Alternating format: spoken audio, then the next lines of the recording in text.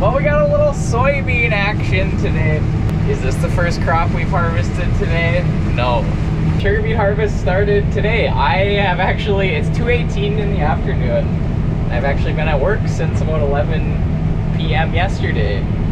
Tonight was our first night digging beets, so I was running the night shift tonight. Things went smooth. We got a great crew. Not really any breakdowns. Couple truck hiccups, but I mean, what's life without a couple truck hiccups?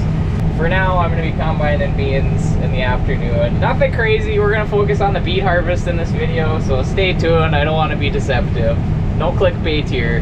But I do want to show off soybean harvest a little bit. You know, we don't grow much for soybeans here. There's some in the countryside, but we live in a very crop diverse area, and corn and soybeans usually aren't the most economical ones. They can be at times, you know, it all depends on the situation and the markets and the weather and all that good stuff.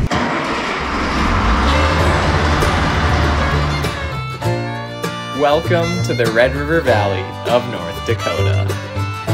A land flowing with milk and honey. You're watching Beet Farmin Mitch.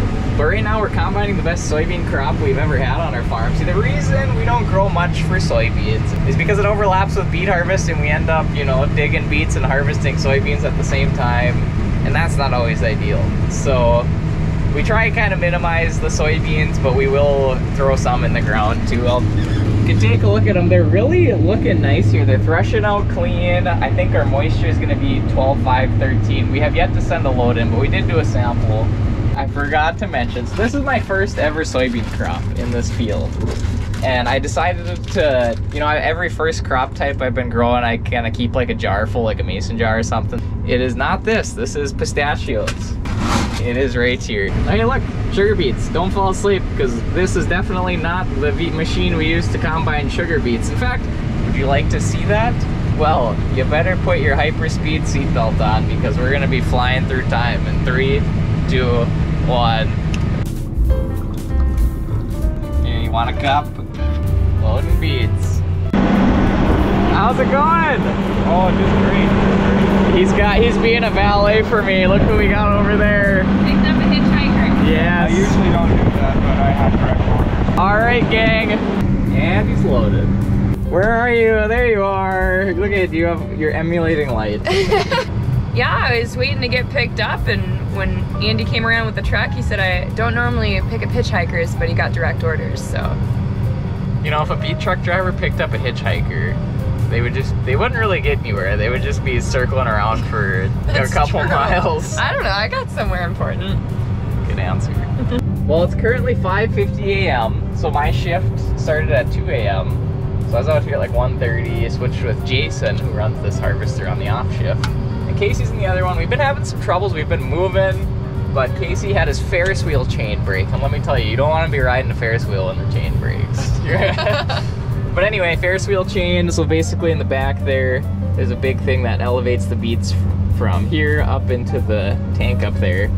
And so his chain broke, but they got a new one on there on shift change, so we had extra guys out here, which was helpful, but the other shift, they're gonna get a little less sleep tonight. And the trucks have been coming back fairly quick, so that's been good. Couple truck issues, we had a valve go out tonight, and you know, there's always something going on, except last night. Last night went like literally perfect, so. That's why I'm out here. Yes. I need an extra mechanic. Well, should we have a little morning coffee, hon? I only brought a little bit, so you might waiting have for to share. trucks. Oh, I will share. I don't know, I'm thinking I might send you out to crowbar some mud out of here for me. Do you got gloves? I do. And they're not? No, we're pretty clean on mud. It's been really dry this year, so I haven't had to clean a ton of mud. I go out every once in a while, check it over, but really hasn't been too much to clean. So that is good news. We've been having a great harvest so far, going smooth. We got our first customer coming in a triaxle.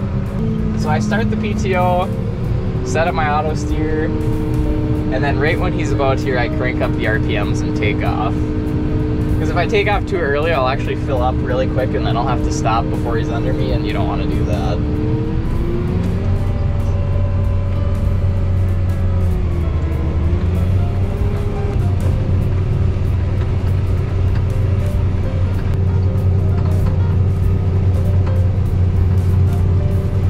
Yeah, that's a lot to watch on here. I gotta watch, make sure I'm in between the beet rows. I gotta watch my tires, nudge the auto steer.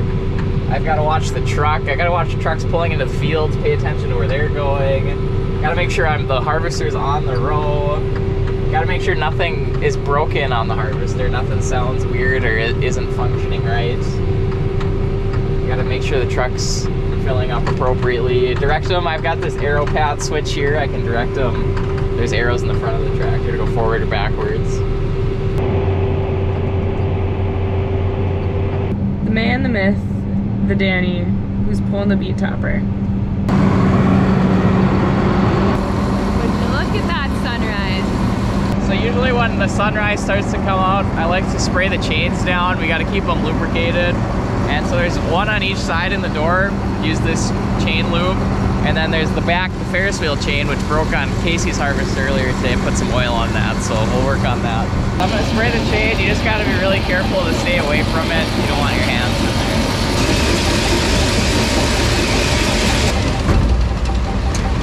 This is called the Ferris wheel. You can see why, because it spins like a Ferris wheel, and there's basically little cups in there that cup the beets and pull them up there.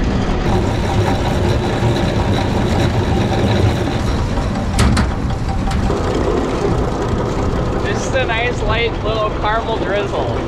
I can hear the chains running quieter already. This is called a sunrise. I got out here at about 4:30 this morning just so I could watch sunrise with Mitch before going to church. Of course, he's not able to accompany me, so sometimes I'll sit with the other farm wives who are sitting alone, so it works out. And another thing I check for is the slack on the chain. This is really slack, so I'm gonna tighten it up. I just checked it not long ago and it was about right, but maybe just because I oiled it up or something, now it's running a little more slack. But this is the chain that broke on Casey's. It fell off or got kinked, so they had to replace that. I'm gonna tighten that up too. Almost done with this field. It's all uphill from here, or downhill I should say. So you might be wondering what I do when Mitch is out in the field.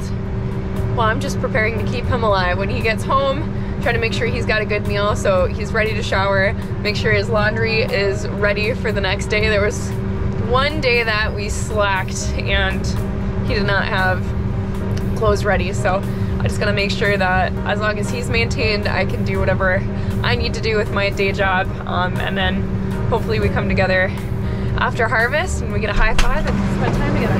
Well, Jenny, thanks for coming out this morning. Appreciate it. You're welcome.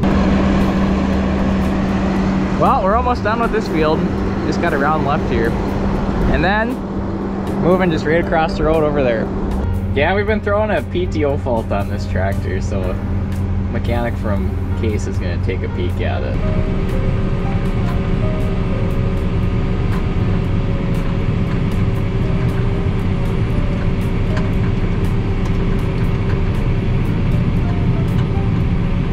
Well, it's 9:10. This is usually about when I have lunch. So, got some cheesy hot dish today while we're waiting for a truck. And, you know, I didn't do this on purpose, but I forgot a fork.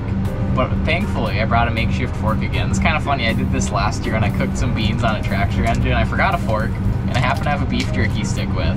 Well, this isn't a beef jerky stick today. This one is a spicy chicken Nashville hot chicken strip. So we're gonna roll with that. If it doesn't work, then we'll have to find something else. Oh, got a truck here. Got one bite in. Oh, I can taste the spice. I can't always see behind me that great if I see a truck coming. I kind of got to use my mirrors. Well, it worked pretty good for the hot dish, but now that I'm eating this, it doesn't taste very good because it's got the hot dish flavor contamination, but these things are pretty good. Spicy hot chicken. You can see these beets have a nice orange color on some of them. It's a sign of some high sugar. Oh hey, that's a sign of extra high sugar there when you get one of those orange sugar cubes on there. That's where Starbursts come from.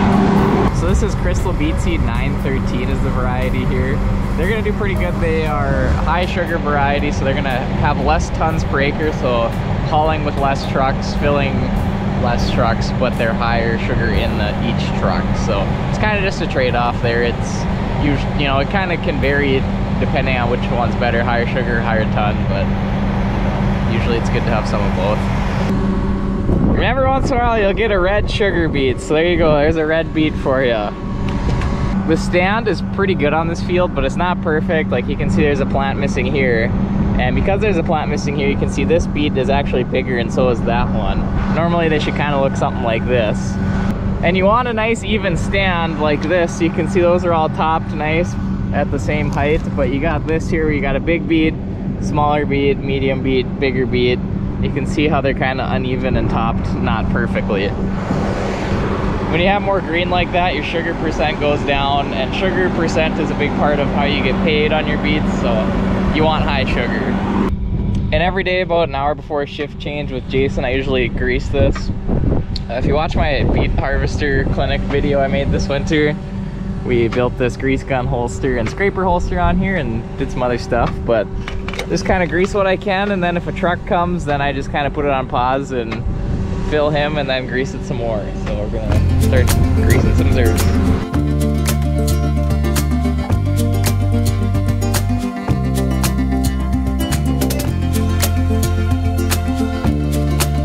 Ah yes, and this is the row finder, and it's just two little metal flaps there that if they go left, the harvester will go left. If they go right, the harvester will go right. So it kind of helps keep it on the row with these hydraulic hoses. So that's pretty handy to have. And this one's got auto depth, so we set our depth and it'll automatically raise and lower it. There's a sonar sensor on each side and has auto leveling as well. So try and get all the beets we can and save on operator fatigue. The ones on the PTO shaft are always the worst. They're always at goofy angles or something.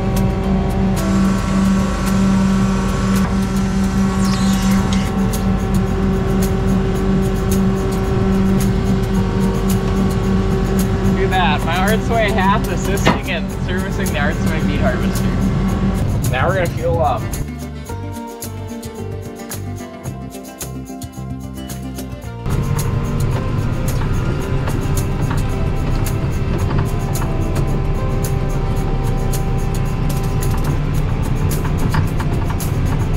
Servicing up the topper. Who do we got over here? So this is Chip. How's it going, Chip? Not bad, how are you? Chip's kind of our top of the line topper guy.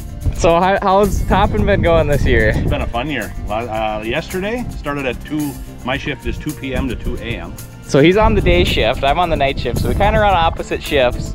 But Chip basically keeps us going because my dad runs the night, you run the day. If we didn't have either of you guys, we'd kind of be sunk. Yeah, it was, I got in at 2 yesterday afternoon, and I think I took a break about 9:30. It was just constant, so it's been good. There's no pulling trucks. It's pretty smooth. So kind of before every shift, we like to kind of fuel and service everything up, make sure things look good. If we hop up here, you can actually see inside of here. So do you remember how fast you go about in this thing? It's been a while since I've been doing about 3.2. Okay. So 3.2, and it's I don't ever see this either because you guys are the ones who always service it, but about 3.2 miles an hour, maybe 3.3. Yeah, yeah. So last year I had my 10-year-old son out here with me. He called it mowing money. There you go, mowing money. Yep. So Chip is fully employed elsewhere, but he likes to come out and drive topper and just cruise along down the roads, especially seeing that beautiful sunset, which I'm never here for. I'm only here for the sunrise. But if it wasn't for guys like Chip, who are fully employed and take some time to come and help with beet harvest, take some time off, make some cash, have some fun, then, you know, we wouldn't be able to do what we can do. So we have a lot of guys that do that. We also have a lot of guys who just come up here seasonally, and it's just part of their gig is they come up here and help haul beets, help us get that sugar in the piler. Pretty shot after today. That was kind of a long one. It's almost 6, but you know, that's how it goes sometimes. So I'm gonna go home, eat some supper, get some rest, and fire back up and be out here by 1:30.